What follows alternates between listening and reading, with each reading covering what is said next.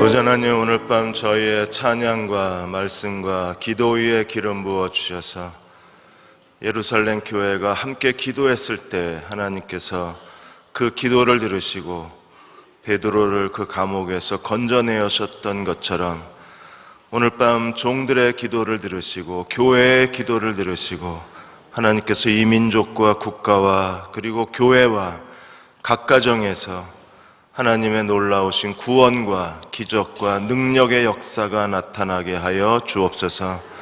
오늘 밤도 우리의 기도를 들으심 앞에 그 주님께 저희가 전심으로 기도하기 원합니다. 한 주간 동안에 피곤하고 지친 몸과 마음과 영혼을 새롭게 하시고 주의 능력으로 옷 입혀주시고 성령의 도우심을 따라 온 힘을 다하여 기도하는 이 밤으로 축복하여 주옵소서. 예수님의 이름으로 감사하며 기도하옵나이다. 아멘. 오늘 사무엘하 6장 말씀입니다. 사무엘하 6장 1절에서 3절 말씀 같이 보겠습니다. 사무엘하 6장 1절에서 3절 말씀 같이 한 목소리로 읽겠습니다. 다윗이 이스라엘에서 뽑은 무리 3만 명을 다시 모으고 다윗이 일어나 자기와 함께 있는 모든 사람과 더불어 바알레 유다로 가서 거기서 하나님의 궤를 메우려 하니 그 궤는 그룹들 사이에 좌정하신 만군의 여호와의 이름으로 불리는 것이라. 그들이 하나님의 궤를 새 수레에 싣고 산에 있는 아비나답의 집에서 나오는데 아비나답의 아들 우사와 아요가 그 새 수레를 모니라. 아멘. 오늘은 예루살렘과 언약궤에 대해서 말씀을 함께 나누겠습니다. 작년 2013년 4월 15일 날 보스턴 마라톤이 열렸고 여러분이 아시는 대로 결승점에서 폭탄 테러가 있었습니다. 그로 인해서 3사람이 죽고 한 260여 명이 다쳤는데 올해 4월 21일 날 118번째 보스턴 마라톤 대회는 더 큰 축제로 열렸습니다. 참가자도 더 많고 그리고 관람객도 거의 2배에 이르러서 무려 100만 명이 이번 보스턴 마라톤에 참가를 했습니다. 작년 참사 이후에 보스턴이 새로운 캠페인을 벌였는데 보스턴은 강하다, 보스턴 스트롱 캠페인을 벌이고 1년 만에 그들은 슬픔과 악몽을 잊고 강한 새로운 보스턴의 모습을 사람들에게 보여줄 수 있었습니다. 2001년 9월 11일 9.11 테러가 일어난 이후에 무려 3,000명의 사람들이 죽었었는데 뉴욕 사람들은 그 슬픔을 딛고 그 고통을 딛고 그 눈물을 딛고 I love you 뉴욕이라는 캠페인을 다시 벌여서 그래서 모든 사람이 사랑할 수 있는 I love you 뉴욕을 모든 사람들에게 알렸습니다. 그리고 여전히 뉴욕은 3,000명이 죽은 대참사에도 불구하고 세계 1위 국가로 남아 있습니다. 세월호 참사 이후에 한국은 어떤 캠페인이 벌어지고 또 어떤 국가로 거듭나게 될 것인가? 우리 모두가 다 세월호 참사 이후에 새로워진 한국을 만들어 가야 된다는 시대적 사명이 있고 또 더 크게는 지금 이렇게 한국의 대형 교회들이 파괴되어져 가고 쓰러져 가고 무너져 가고 있는데 우리는 이 시대에서 교회에 대한 어떤 캠페인을 벌여야 되나? 그리고 새로운 교회의 모습을 보여줘야 한다면 어떤 모습을 보여줘야 하나? 오늘 사무엘하 6장에서 다윗이 그 하나님의 언약궤를 예루살렘으로 가져오면서 보여준 그 다윗의 모습이야말로 오늘 한국교회가 다시 한번 일으켜야 할 거룩한 캠페인일 것입니다. 언약궤 앞에서의 다윗과 같은 사람들이 이 시대에 일어날 수만 있다면 하나님은 이 시대에 새로운 교회 시대를 만들어갈 수 있을 거예요. 오늘 사무엘하 6장에서 다윗이 어떻게 이 하나님의 언약궤를 예루살렘으로 운반하고 그리고 예루살렘 시대를 열어가는지 우리에게 보여주고 있습니다. 우리가 잘 아는 것처럼 구약의 하나님의 이스라엘 수도는 예루살렘이고 예루살렘이 이 하나님의 언약 도시의 중심지가 되어야 하는데 그러나 예루살렘은 다윗 시대에 와서야 겨우 이스라엘 수도가 돼요. 그전에는 다른 여러 헤브론 도시 또 다른 도시들이 이스라엘의 수도 역할을 했었습니다. 그래서 히브리 대학의 그 탈몬 교수는 말하기를 시내산과 시온산, 이게 하나님의 언약의 시작이 시온산이고 하나님의 언약의 정착이 시온산, 예루살렘이라고 했습니다. 그래서 이스라엘 역사의 가장 중요한 게 시내산과 예루살렘, 곧 시온산이라고 우리에게 설명을 했습니다. 그런데 이 시온산을 시작한 사람이 다윗이에요. 다윗이 예루살렘을 정복하고 그리고 다윗성이라 이름하고 그리고 그곳에 하나님의 성막 임시 거처를 짓고 오늘 언약궤를 모시고 옵니다. 그동안 언약궤는요, 이스라엘 역사 가운데 가장 비참한 그 어두운 역사를 지나오셔야 했었어요. 우리는 그 사무엘 시대에 이미 홈리와 비느하스로 말미암아 엘리 제사장 시대에 하나님의 법궤가 결국 블레셋 사람에게 빼앗기고 베세메스의 두 암소에 의해서 다시 그 이스라엘 땅으로 돌아왔지만, 그러나 돌아온 언약궤는 이미 실로의 성소가 다 파괴가 되었기 때문에 돌아갈 거처가 없었어요. 그래서 사무엘상 7장에 이 하나님의 언약궤가 어디에 거하게 되었습니까? 기랏 여아림의 아비나답의 집에 하나님의 법궤가 있었어요. 이 아비나답의 집에 무려 몇 년 동안 하나님의 법궤가 있었느냐 하면 그 아벡 전투에서 예루살렘 다윗이 정복할 때까지가 거의 한 70년 역사입니다. 그러니까 70년 동안 하나님의 법궤는 거할 거처가 없이 기랏 여아림의 아비나답의 집에 머물러 있어야 했던 거예요.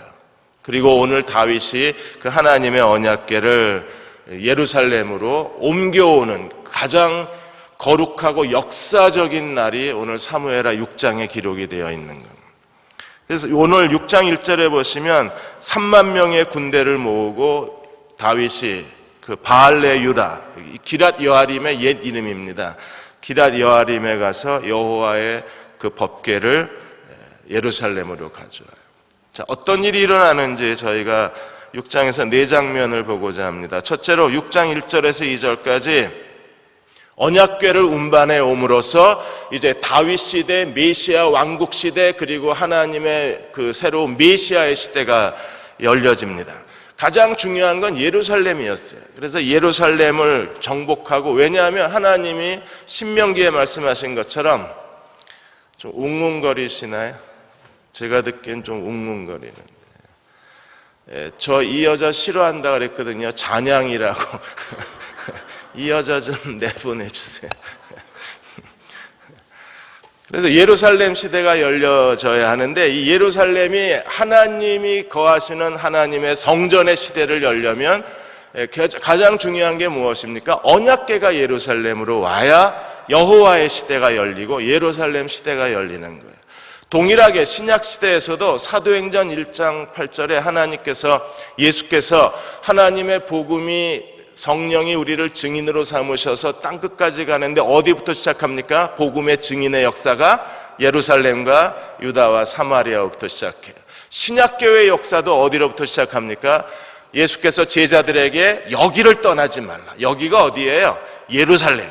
예루살렘을 떠나지 말고 아버지가 약속한 것이 너에게 임하기를 기다리라. 그게 사도행전 2장의 오순절 성령 강림절입니다. 그리고 성령 강림절날 예루살렘의 신약교회가 시작되면서 예루살렘 교회 시대가 사도행전을 이끌어가는 거예요.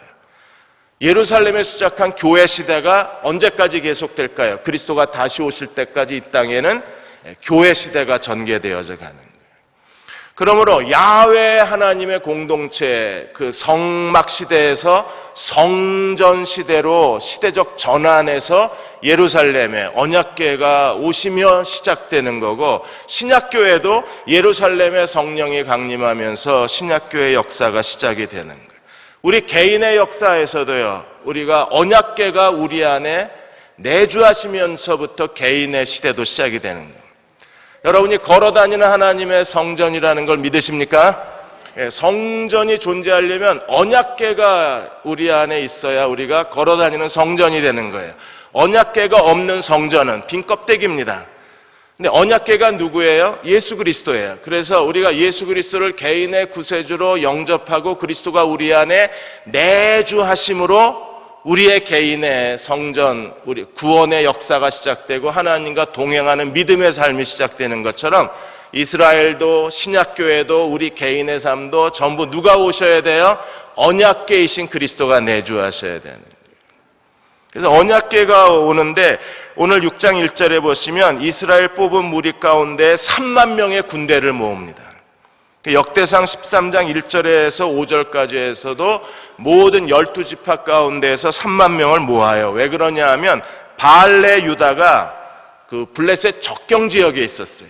그래서 혹시나 블레셋 군대가 여호와의 법궤를 운반하는데 블레셋 군대가 기습을 하면 법궤를 보호해야 되잖아요. 그래서 다윗이 12지파 가운데 3만의 정예 군대를 모읍니다.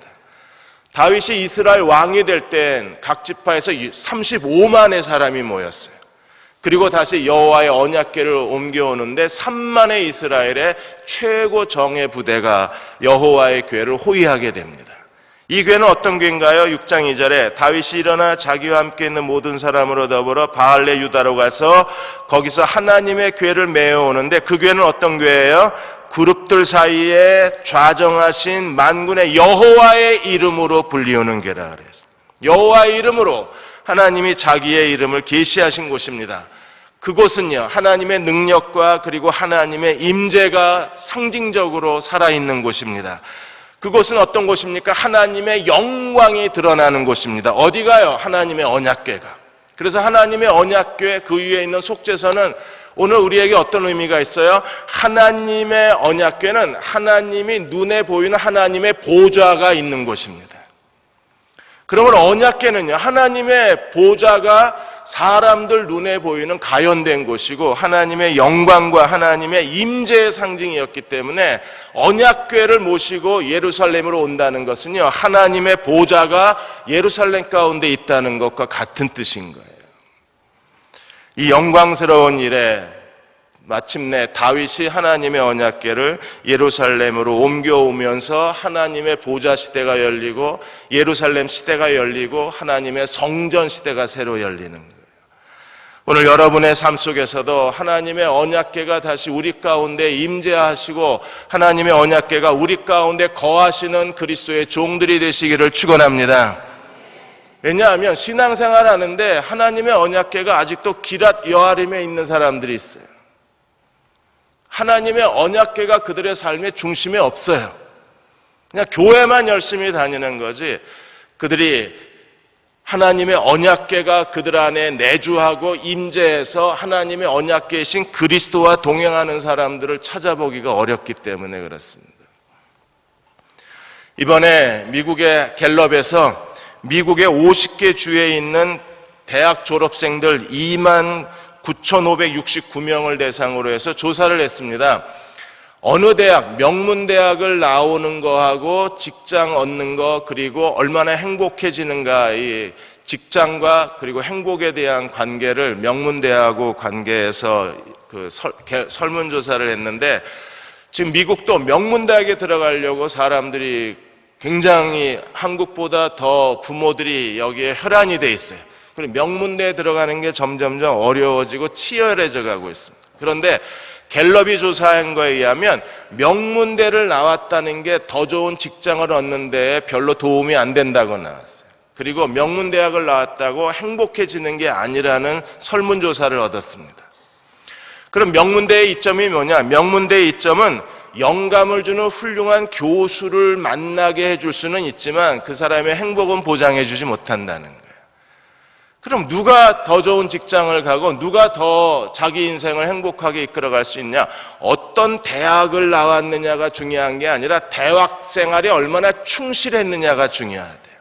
그러니까 대학 생활이 결정을 하는 거지 그 대학교의 유명세가 결정해 주는 게 아니라. 교회 생활도 마찬가지입니다.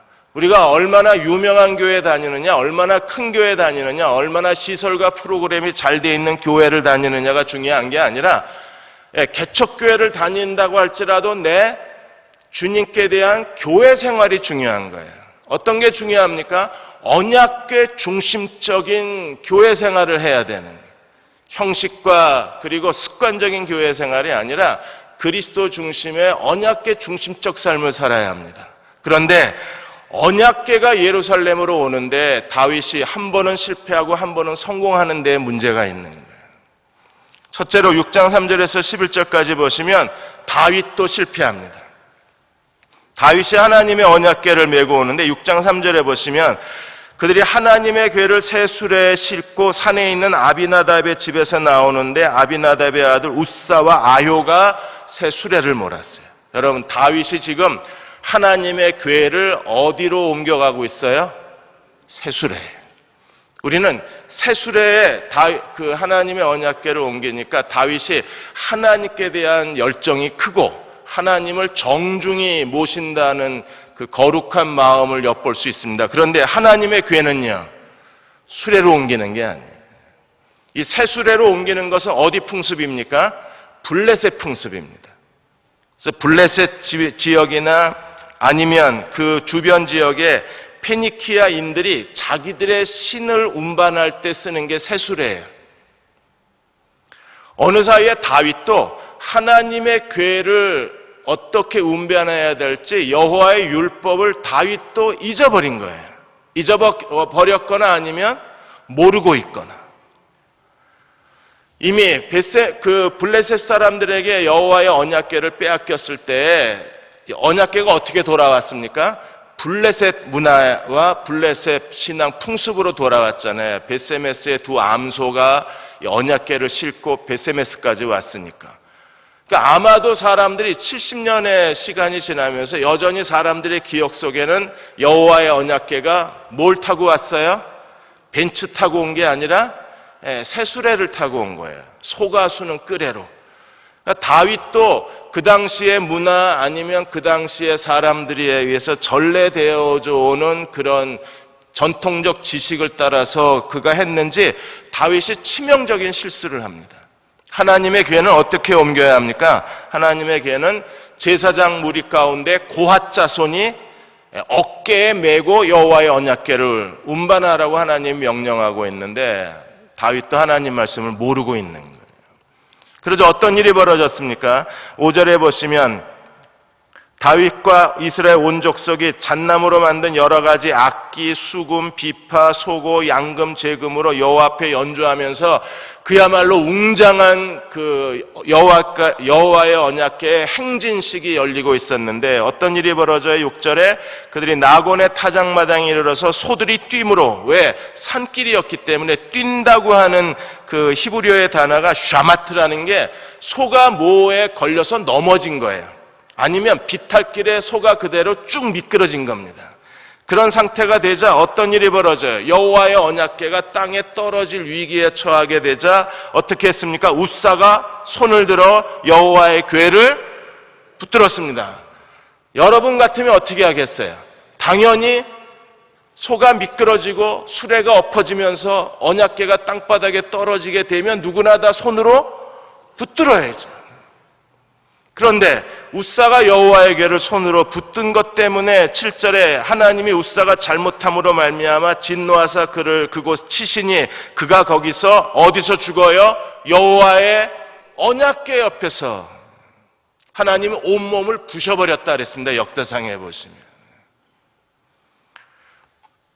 다윗이 지금 하나님의 언약궤를 예루살렘으로 운반하고 그 장엄한 음악이 연주가 되고 3만의 정예 부대가 뒤따라가고 다윗과 그리고 이스라엘 백성들이 뒤따라가는 가운데 이 엄청난 사건이 터져버린 거예요. 8절에 여호와께서 우사를 치심으로 다윗이 어떻게 했습니까? 분하여 그랬어요. 다윗이 왜 화가 났을까요? 하라, 이 말은요, 히브리어의 하라는 얼굴이 시뻘겋게 된 거예요. 아주 맹렬한 분노에 사로잡힌 겁니다. 왜 그랬을까요? 다윗은 지금 하나님을 위해서 최고의 예우, 최고의 경외심, 최고의 정성을 다해서 여호와의 언약궤를 새 수레에 모시고 그리고 예루살렘으로 가는 중인데 하나님께서 우사에게 진노하셔서 다윗이 얼굴이 질 정도로, 그리고 아주 얼굴이 뜨거워질 정도로 하라, 극렬한 분노에 휩싸였습니다. 하나님께 분노하고 있을까요? 지금 다윗이 누구에게 분노하고 있습니까? 히브리어 원문에 보면 다윗이 자신에 대해서 분노하고 있어요. 왜? 자기가 무식했기 때문에. 하나님에 대한 열심은 있었습니다. 그런데 하나님의 율법을 모르는 무식한 열심이었던 걸 스스로 자책하는 거예요.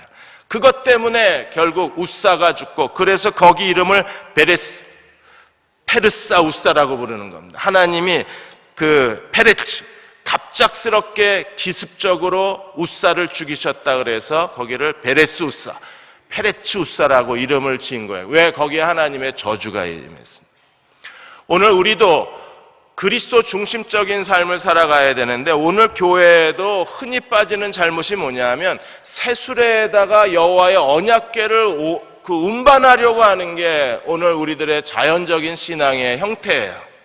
우리는 그게 너무나 자연스럽고 거기에 익숙해져 있고, 그렇게 세수레에 여호와의 언약궤를 옮기는데 우리가 길들여져 있어요. 세수레로 여호와의 언약궤를 옮기는 것 중에 하나를 이 히브리대 교수는 말하기를 그것이 사람의 지도자를 따르는 것일 수도 있다고 우리에게 지적을 합니다. 우리는 지금 대형교회가 유명한 목사, 그리고 소문난 목사, 마치 세수레처럼 그렇게 사람들에게 인정받는 목사에 의해서 거기에 여호와의 언약궤를 움직이려고 하다가 지금 교회마다 일어나고 있는 현상이 뭐예요? 이게 수레가 튀는 거예요. 지난 수요일 날에도 그 사랑의 교회 PD 수첩 얘기를 드렸지만, 이 PD 수첩 때문에 지금 또 한바탕 어수선해졌어요. 거기도 고 옥하는 목사님이 계실 때에는 거긴 진짜 교회였었잖아요. 진짜 사랑의 교회였었습니다. 모두가 다 존경하고 모두가 다 본받고 싶은 교회였는데, 갑자기 이 후임자가 오면서 어떤 일이 벌어졌습니까? 수레가 튄 거예요. 그리고 언약궤가 미끄러져서 떨어질 위기에 처하게 되자 사람들이 언약궤를 붙들었습니다. 그 상황에서 지금 교회가 분열되고 교회가 고통 가운데 있고 친목사파, 반목사파로 나뉘어져서 이게 사회적 혼란이 되어져 버린 거예요. 그럼 한국만 그런 게 아니라 미국에서 올 1년 동안에 8,000명이 모이는 빅토리아 교회라는 그 교회에서 마크 크로우라는 담임 목사가 결국 이 성적 문제로 인해서 이분이 올해 사임을 했습니다. 6,000명이 모이는 미션 커뮤니티 교회가 있는데, 이 6,000명이 모이는 교회는 애리조나주에서 이 교회가 제일 큰 교회입니다. 그런데 그 교회의 마크 코넬리 목사도 역시 이 성 문제로 인해서 올해 사임을 하셨어요. 플로리다주에서 가장 많이 모이는 교회 중에 하나가 2만 명이 넘는 그 갈보리 채플이 있는데, 이 갈보리 채플에서 20년 이상 목회했던 밥코이 목사도 결국 외도에 대해서 그 고백을 하고 이 20년 넘게 목회하던 데서 사임을 했어요. 이게 올해 1월에서 4월 사이에 미국의 대형 교회들이 계속 일어나고 있는 현상들입니다. 베레스 우사가 일어나고 있는 거예요. 그 왜 그렇습니까? 수레에다가 하나님의 언약궤를 운반하는 오늘 교회의 현상 때문에 일어난 일들이라고 지적을 하는 거예요. 그럼 우리는 어떻게 해야 되나요? 그리스도 안에서 사는 법을 성경에서 제대로 알아야 돼요. 교회가 무엇인가에 대한 하나님이 그리스도 안에서 우리에게 주시고자 하시는 교회의 비밀을 알고, 진정한 교회가 무엇인가를 알고, 그리스도 안에서 서로 연합한다는 걸 알고 우리가 그 교회를 이 땅에서 추구해 가야지, 어디서나 볼 수 있는 세수레의 언약궤를 운반하는 교회 형태를 따라가면 오늘 개인의 삶에서도 교회 시대에서도 한국 교회도 미국 교회도 결국에 베레스 우사 현상이 일어날 수가 있다는 거예요. 그래서 교회 성장학자들은 오늘 이 시대를 경고하고 있는 겁니다. 우리가 이런 잘못에 빠지지 않으려면 뭐가 필요합니까? 열심과 함께 뭐가 있어야 돼요? 하나님의 말씀을 아는 지식이 있어야 되는 거예요. 말씀을 아는 지식이 없으니까 뭐가 옳은 건지를 분별을 못하는 겁니다. 심지어 다윗마저도 다윗이 어떻게 하나님과 동행하고 있는가를 우리가 지켜봤잖아요, 곁에서.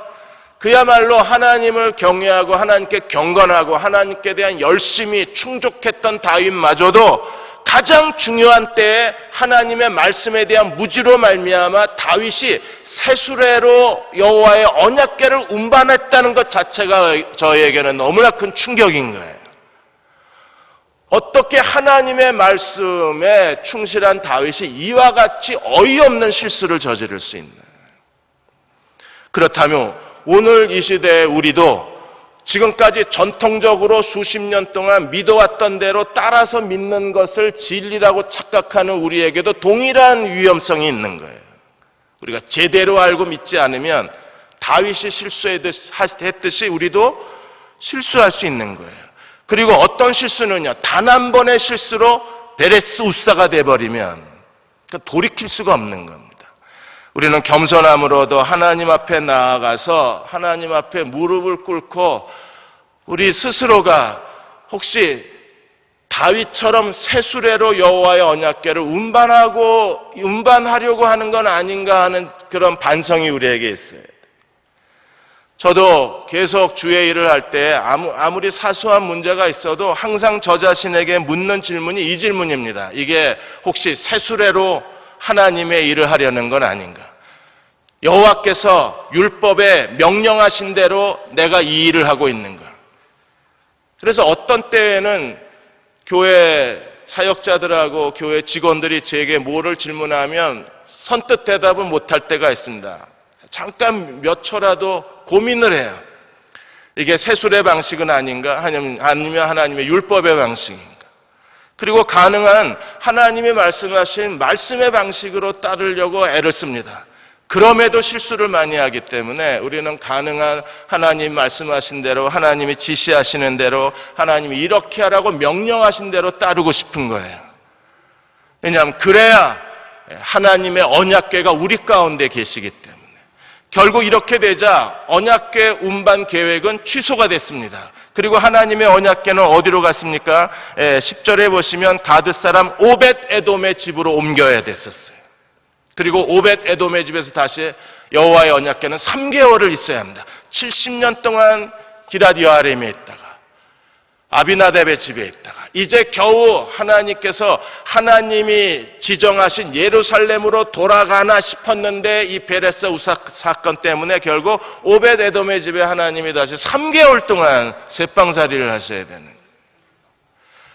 사랑하는 여러분, 우리가 다 완전하지는 않습니다. 그리고 하나님의 말씀을 다 알 수는 없습니다. 그럼에도 저하고 여러분들이 우리가 함께 자신을 낮추고 겸손해져서 어떤 하나의 일을 처리한다고 할지라도 사람의 방법이 아니라 우리는요, 하나님 말씀하신 대로 처리하려고 노력하고 싶어요. 그리고 그런 교회이고 싶습니다. 여러분들이 자녀를 양육하고 가정사를 하고 직장생활을 하고 어떤 일을 하든지 간에 이게 새수레로 여호와의 언약궤를 운반하는 건지 아니면 여호와의 말씀대로 언약궤를 운반하는 건지 우리는 순간적으로 진지하게 이것을 고민하고 결정할 수 있는 그리스도의 종들이 돼야 돼요. 그래야 똑같은 실수를 2번 반복하지 않을 수가 있는 거예요.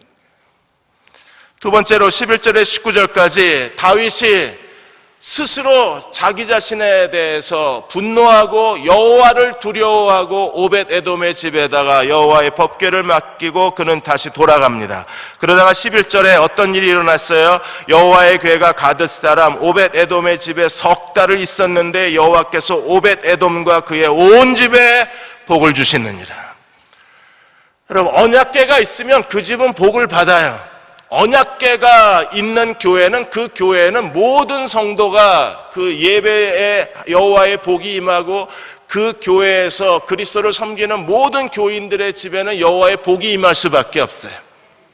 그러니까 저희가 추구하는 것은요, 언약궤가 계신 하나님의 공동체이고 싶은 거예요.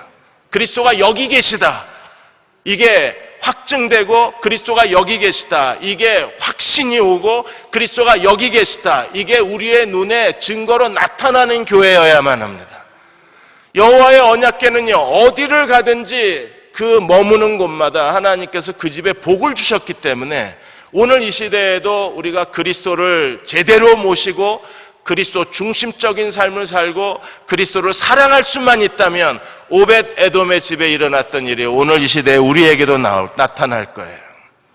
3개월 만에 여호와의 복이 오벳 에돔의 집에 임했다는 걸 알고 12절에 보시면 이 사실을 다윗에게 알리자 다윗이 모든 소유의 복을 주셨다 한지라 다윗이 가서 여호와의 궤를 기쁨으로 메고 오벳 에돔의 집에서 다윗성으로 올라가기 시작했습니다. 왜 이걸 기다렸을까요? 하나님의 저주가 끝났다는 걸 상징적으로 확인한 거예요. 그러니까 다윗이 그만큼 하나님을 두려워했던 겁니다. 왜? 자기가 잘못된 방법으로 여호와의 언약궤를 운반했으니까. 그것 때문에 우사가 죽고 이스라엘에 큰 저주가 임할 줄 알았는데 오히려 임시로 여호와의 법궤 언약 안식처로 제공했던 그 집에 복이 임한 걸 알고 다윗은 비로소 감사한 겁니다. 왜? 이제 하나님이 나를 옮겨도 좋다고 허락하신 거니까. 근데 이번에는요, 제대로 옮겨요. 한 번 실수하지 다윗은 2번 실수하지 않습니다. 어떻게 했습니까? 13절에 여호와의 궤를 맨 사람들이 그랬어요. 고핫 자손이 법궤에 고리가 있는데 그 고리에다가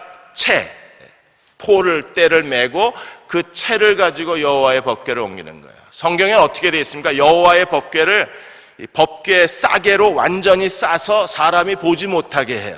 완전히 법궤를 싼 다음에 그 채의 쇠 옆에 달려있는 그 걸쇠에다가 법궤 거리를 대고 어깨에 메고 여호와의 언약궤를 움직이게 돼 있고 절대로 고핫 자손이라도 여호와의 법궤를 들여다보면 저주를 받으리라고 하나님이 말씀하신 거예요. 만져서도 안 되고 들여다봐서도 안 돼요. 왜요? 하나님의 보좌예요. 하나님의 임재고요. 하나님이 거기 계신 거예요. 그 상징물이기 때문에. 그래서 함부로 대해서는 안 되는 거예요. 이번에는 다윗이 제대로 언약궤를 맨 사람들 그리고 6걸음을 내딛자 다윗이 어떻게 했습니까? 6걸음을 메고 가자 소와 살찐 송아지로 제사를 드렸어요. 왜 6걸음입니까? 6걸음 걸어갔는데 아무 일도 안 일어나요. 또 한 번 하나님이 저주하실 줄 알았는데 이제는요 율법대로 하니까 하나님께서 6걸음을 걷자 하나님이 자기들의 행진을 받으셨다는 걸 확인하고 거기서 여호와께 제사를 드리는 거예요. 그리고 여호와의 언약궤 대행진이 시작이 되는 겁니다. 다윗은 정말 아름다운 사람입니다. 14절에 보시면 다윗이 여호와 앞에서 힘을 다하여 춤을 추는데 힘을 다하여 온 힘을 다해서 그러니까 젖먹던 힘을 다해서 가슴 저 밑바닥에서부터 솟구쳐오는 기쁨과 감격과 즐거움과 환희로 다윗이 하나님 앞에 자기가 표현할 수 있는 모든 희열을 다 온몸으로 표현하는 거예요. 우리도 하나님 앞에 예배할 때마다 여러분들이 지역교회에 갈 때마다 그리고 우리가 서로를 볼 때마다 이렇게 온 힘을 다해서 하나님을 찬양할 수 있는 주의 백성의 기쁨을 회복한다면 얼마나 행복할까요? 예배드리는 여러분의 얼굴이 막 기쁨이 넘치고 찬양하고 예배드리는 여러분들의 그 온몸에서 힘을 다하여 마치 춤을 추듯이 하나님을 경배하고 예배할 수만 있다면 이 하나님께서 하늘을 여시고 우리의 가운데 여호와의 기름 부으심이 임하고 하나님의 기쁨이 넘치고 하나님의 은혜가 얼마나 충만해질까요? 하나님이 우리 예배드리는 얼굴을 보시면 보고 싶지 않으실 것 같아요. 여러분은 자기 얼굴을 못 보죠 지금. 저는 여길 다 보고 있어요. 하나님은 저보다 눈이 좋으시니까 여러분 얼굴에 주름살까지 다 보고 계실 거 아니에요. 그러니까 우리가 그런 기쁨에 참 그러니까 하나님의 언약궤를 예루살렘에 가져오는데 다윗이 정말 기뻐한 거예요. 다윗만 그런 게 아니라 15절에 다윗과 온 이스라엘 족속이 즐거이 환호하고 나팔을 불고 여호와의 궤를 메고 오니라 그랬어요. 우리도 다시 여호와의 교회를 예배 때마다 메고 와서 여기서 하나님을 예배할 수만 있다면 하나님 우리 가운데 하나님의 영광을 드러내지 않으실까요? 얼마나 힘껏 춤을 췄는지 16절에 보시면 여호와의 교회가 다윗성으로 들어올 때 사울의 딸 미갈이 창으로 내다보다가 다윗 왕이 여호와 앞에서 뛰놀며 춤추는 것을 보고 심중에 그를 업신여기니라. 그러니까 자기 아내가 볼 때 이 왕이 체면이 없는 거예요. 왕의 체면에 왕의 그 높은 신분에 어울리지 않게 너무나 어린아이처럼 여호와의 언약궤 앞에서 뛰며 춤추며 그냥 온몸으로 하나님을 찬양하니까 아내가 보기에 야, 저 무슨 남자가 저러냐 그렇게 비웃을 정도로 다윗은 정말 하나님을 기뻐하고 여호와의 언약궤가 예루살렘에 들어오는 것을 사모했었어요. 오늘 밤 여러분도 한번 찬양할 때 온 힘을 다해서 찬양해 보시면 어떨까요? 그리고 이 다윗의 즐거움이 우리 안에 충만히 임했을 때 우리는 여호와가 여기 계시다고 고백할 수 있지 않을까요? 그런 고백이 있어야 우리의 찬양도 우리의 기도도 하나님이 응답하시고 우리 가운데 주께서 같이 계시다는 걸 확인할 수 있을 거잖아요. 하디 선교사가 지난번에 하디 선교사 얘기를 한번 해드린 적이 있습니다. 하디 선교사가 선교사 사경회를 한 거예요. 그리고 1년 뒤에 평양 대부흥운동이 일어났습니다. 하디 선교사가 그 선교사 평양 사경회에서 매일같이 외친 메시지가 뭐냐면 하나님의 영광을 사모하자였었어요. 하나님의 영광을 사모하자. 그 사모함이 넘치는 곳에 회개가 있고 하나님의 영광을 사모하는 곳에 부흥이 있고 하나님의 영광을 사모하는 곳에 그리스도가 거기 계시다.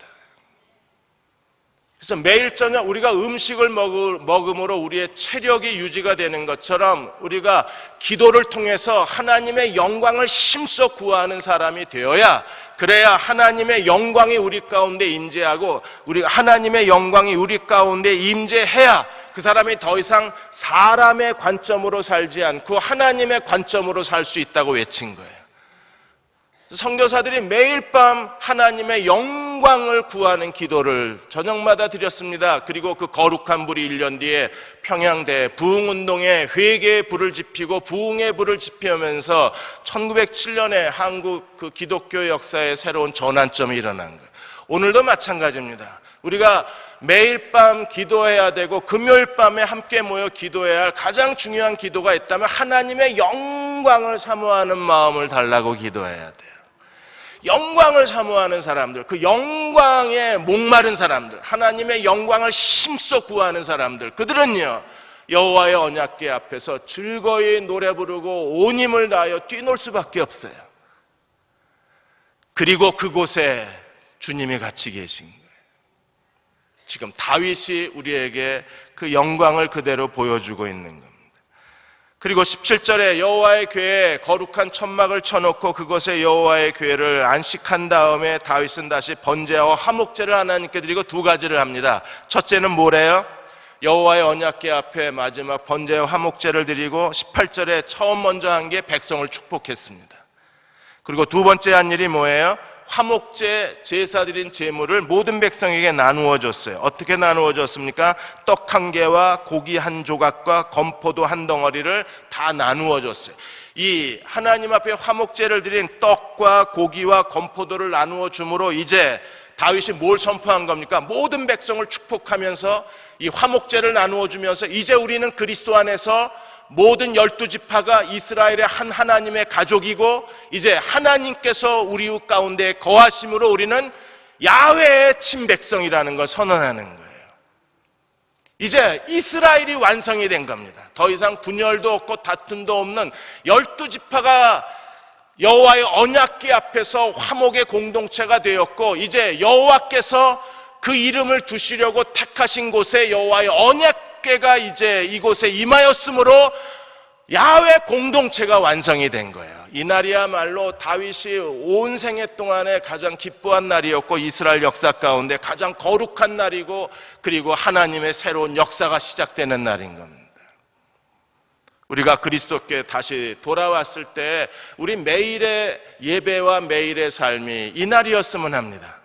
우리가 서로에게 축복해주고, 그래서 금요일마다 저희가 목회자하고 목사님들과 장로님들이 안수기도 하는 것은요, 저희도 온 힘을 다해서 하나님의 자녀들을 축복하고 싶은 거예요. 분명히 하나님이 금요일 밤에 이 축복의 기도를 들으시고 하나님께서 대흥교회 오늘 금요기도에 나오시는 분들을 하나님이 축복하시고 이 자리에 참석하지 못한 가정에도 하나님이 여호와의 복이 임하리라고 확신합니다. 왜냐하면 이게 하나님께서 이 다윗을 통해서 하나님의 사람들을 통해서 하나님이 복을 주시기 위해서 축복하라고 명령하신 일이기 때문에, 그리고 화목제를 함께 나누면서 하나님의 진정한 하나의 통일된 왕국 여호와의 친백성의 공동체가 세웠다는 걸 선언한 것처럼, 사랑하는 여러분, 그렇다면 오늘 이 시대에 고앗 자손이 어깨에 언약궤를 메고 운반한 이 언약궤, 오늘 우리는 어떻게 운반해야 될까? 지금 이 시대의 고앗 자손은 누굽니까? 그리고 여호와의 언약궤를 어깨에 메고 운반한다는 건 오늘 우리에게 무슨 의미가 있을까요? 여기에서 우리는 제사장 종교에서 어디로 옮겨와야 돼요? 공동체 교회로 옮겨와야 합니다. 가장 중요한 것은 무엇입니까? 나와 너의 우리의 관계입니다. 하나님은 우리 가운데, 그리스도가 우리 가운데 거하시는 분이시기 때문에, 그러므로 지역교회에서 목장에서 여러분들이 서로 교제하고 말씀과 삶을 나누고 우리가 그리스도의 몸의 지체로 서로를 섬겨야 할 이유는, 그래야 그리스도의 몸이 계신 곳에 그리스도의 언약궤가 있기 때문에 그래요. 우리는 그 언약궤를 보고 싶은 거예요. 언약궤를 체험하고 싶어요. 언약궤로부터 주어지는 하나님의 능력과 하나님의 지혜와 하나님의 복을 누리고 싶습니다. 그것을 위해서 너를 붙잡고 내 곁에 있는 거고 우리 그리스도의 몸을 이루고 우리가 서로 지체가 되자고 하는 거예요. 우리가 서로 지체가 될 때 하나님께서는 이 교회의 비밀을 우리에게 보여주시고 그 교회를 통해서 우리의 미래에 더 좋은 것을 우리에게 허락하여 주실 것입니다. 이화여자대학교의 김한란 박사님이 1961년 9월 10일 날 그분이 이화여대 총장을 사임하시고 이제 이추인식을 하시게 됐는데, 김한란 박사님이 사임하는 것 때문에 많은 사람들이 이제 슬퍼하고 분위기가 어두웠어요. 일부 우는 분들도 계셨습니다. 그러자 김한란 박사님이 나가서 이제 이임사를 하려고 했는데 김한란 박사님이 갑자기 민요를 부르기를 시작했습니다. 내가 가면 아주 가나 아주 간들 잊을 소냐 닐일이야 닐일이야, 이걸 부른 겁니다. 그러니까 순간적으로 막 울고 침울했던 학생들이 다 웃고 도대체 저분이 왜 저러나 다 쳐다보고 있었는데, 그분이 이임사를 그때부터 읽으면서 이런 말을 했습니다. 로버트 브라우닝의 시에 우리가 지금 잃어버리는 게 아쉽지만 그러나 잃어버리지 않으면 가장 좋은 것, 내일 우리에게 주어지는 가장 좋은 것을 얻을 수 없다는 얘기를 해요. 나는 오늘 이화여자대학교 총장을 사임하는 게 너무 마음이 아프지만 그러나 자기는 확신한대요. 하나님이 반드시 내일 더 좋은 걸 준비하셨음을 믿기에 오늘 내가 총장직을 그만두는 게 슬프지만은 않다 그러셨어요. 그럼 주님은 우리의 내일을 준비하고 계신 분이세요. 여러분 한 사람 한 사람, 여러분의 가정, 여러분의 자녀들을 위해서 주님은 우리의 내일을 준비하고 계시고 우리의 걸음을 지도하시는 분이시고 어떤 길로 가라고 매일 우리의 행할 길을 지시하시는 여호와십니다. 그분은 우리가 죽을 때까지 우리의 걸음을 인도하시겠다고 약속을 하셨어요. 그리고 하나님은 지금도 우리가 죽을 때까지 우리의 행할 길을 지시하시겠다는 약속대로 우리 가운데 역사하시는 분이십니다. 그런데 왜 우리가 길을 찾지 못합니까? 왜 우리는 가던 길을 멈추고 이렇게 두리번거려야 합니까? 왜 하나님이 길을 주시겠다고 했는데 우리 앞에 길이 열리지 않는 이유는 어디 있을까요? 여호와의 언약궤가 어디 있는가를 찾아야 되는 거예요. 언약궤를 제대로 운반해 놓고 예루살렘에 언약궤를 모셔 놓으면 거기서부터 하나님이 우리 가운데 역사하기 시작하는 것이고 하나님의 능력이 나타나지 않을까요? 사랑하는 여러분, 대흥교회 안에 여호와의 언약궤가 있나요? 여러분의 개인의 삶 속에 여호와의 언약궤는 제대로 운반해 오셨습니까? 여러분의 가정에 여호와의 언약궤는 계십니까? 계시다면 그 언약궤가 우리의 앞서 행하며 우리의 행할 길을 지시하고 우리의 장막 칠 곳을 찾아주시고 그리고 행로 중에 우리를 안으사 하나님이 친히 우리를 데려가 주실 것입니다. 그게 언약궤가 가져오는 축복이에요. 저는 오늘도 이 말씀을 준비하면서 하나님 앞에 기도했습니다. 하나님, 대흥교회 안에 여호와의 언약궤가 있는 교회가 되게 해 주십시오. 그리고 이 말씀을 듣는 여러분의 가정마다 여호와의 언약궤가 살아있는 가정이 되게 하여 주셔서 언약궤이신 그리스도가 날마다 우리의 삶에 동행하여 주시고 우리의 기도를 들어주시고 우리의 행할 길을 지시하여 주옵소서. 하나님께서 우리의 길을 지시하시기만 해도, 인도하시기만 해도 나는 만족할 수 있습니다. 왜요? 하나님은 지시하실 뿐 아니라 그 길에서 행하는 모든 일에 우리를 형통케 하시는 분이시기 때문에. 미갈은 어떻게 됐나요? 20절에서 23절까지 다윗이 자기 집을 축복하러 들어갔는데 다윗이 뭐하러 들어갔어요? 20절에 자기의 가족에게 축복하러 돌아오매. 그런데 미갈이 뭐라 그럽니까? 오늘 어찌나 내 남편이 염치가 없는지, 오늘 내 남편이 어찌 그리 방탕하시온지, 오늘 내 남편이 어찌 그리 유치찬란하신지. 다윗이 화가 나요. 그래서 21절에 뭐라 그랬어요? 이는 여호와 앞에서 한 것이라. 그가 네 아버지와 그 온 집을 버리시고 나를 택하사 나를 여호와의 백성 이스라엘 주권자로 삼으셨으니 내가 여호와 앞에서 뛰놀리라. 언제까지요? 22절에 내가 이보다 더 낮아져서 스스로 천하게 보일지라도 내가 말한 바 계집종에게는 내가 높임을 받을 것이라. 정말 내가 비천해 보였느냐? 좋다. 더 비천해 보여도 좋다. 누구 앞에서? 여호와 앞에서 한 것이라. 하나님이 내게 행하신 일로 인하여 내가 한 것이라. 내가 보기에 비천하고 형편없이 보일지 모르겠다. 그러나 네가 나보다 낫지는 못하리라. 그러자 미갈이 어떻게 됐어요?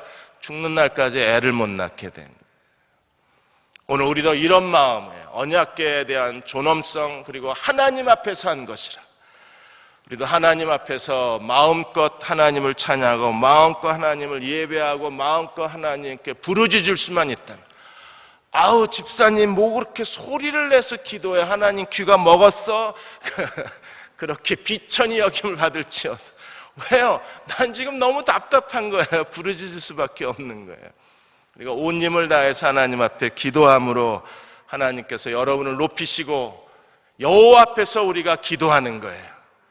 그렇게 믿으십니까? 우리가 오늘 하나님 앞에서 한번 기도합시다. 그리고 하나님 앞에서 찬양을 합시다. 그리고 하나님 앞에서 전심으로 그분을 의지합시다. 그럼 하나님 오늘 밤 우리의 기도에 응답하여 주실 것입니다. 그 능력을 체험하는 저와 여러분 되시기를 주의 이름으로 축원합니다. 기도하겠습니다.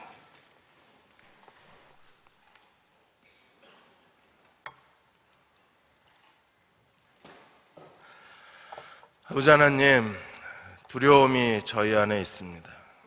제대로 하고 있나? 세수레로 몰고 가는 건 아닌가? 고앗 자손이 여호와의 언약궤를 메고 가고 있나? 계속 하나님 말씀을 살피고 우리가 하는 일들을 살피고 무릎 꿇고 하나님의 뜻을 구하며 하나하나 주의 뜻을 성취하고자 합니다. 저희 목회자에게 하나님 지혜를 더하여 주시고 장로님들과 집사님들에게 여호와의 뜻을 아는 분별력을 크게 더하여 주시고 모든 목자와 교사, 모든 교인에 이르기까지 하나님께서 영적으로도 성숙한 교회, 하나님 말씀에 서 있는 교회가 되게 하여 주셔서 대흥교회는 또 한국에 있는 모든 교회들이, 이 땅의 모든 교회들이 세수레로 여호와의 언약궤를 옮기는 교회가 아니라 고앗 자손이 어깨에 메고 언약궤를 운반하는 교회로 기름 부으시고 축복하여 주옵소서. 그리고 저희 부모들이 여호와의 언약궤를 어깨로 메고 운반하는 이 시대 고앗 자손이 되게 도와주셔서 자녀들이 그 부모로 인하여 하나님의 복을 받게 하시고 하나님과 동행하게 하여 주시고 하나님 나라에 귀 쓰는 그릇이 되게 하여 주옵소서. 이 밤의 찬양과 이 밤의 기도를 주께 의탁합니다. 여호와 앞에서 한 것이라 다윗처럼 그렇게 고백할 수 있는 저희들 되게 도와 주옵소서. 예수님의 이름으로 기도하옵나이다. 아멘.